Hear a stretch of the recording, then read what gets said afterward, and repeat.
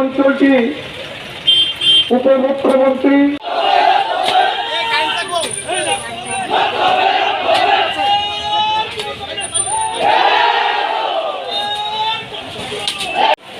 চড়লাম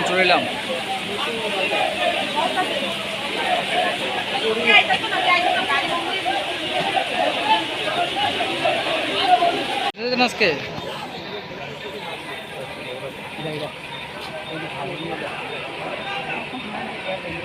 এরা জানতে চায়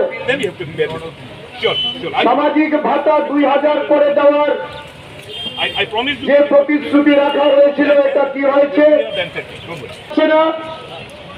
সপ্তম ব্যতীত দেশের আইন এক রাজনৈতিক দলের জন্য একরকম, বিরোধীর জন্য আরেক রকম হতে পারে। আমরা কোভিড প্রোটোকল মেনে লোক সংখ্যা আমরা বলে দিয়েছি যে এরকম লোক হবে, বেশি হবে না, আমরা বেশি জোরে করবো না।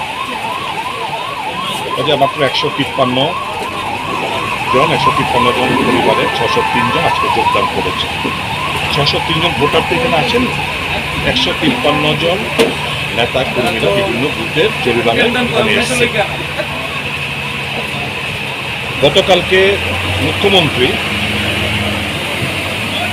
আপনার রংপুর বিধানসভা কেন্দ্রে, কাকরাবন বিধানসভা কেন্দ্রে হাজার হাজার লোকের মিটিং করেছে। ওখানে কি কোভিড প্রোটোকল কিংবা কোভিড রুল মানান হয়, ওখানে প্রযোজ্য না? শুধু আমরা যখন করব তখন এই সমস্ত প্রশ্নগুলো কেন আসে?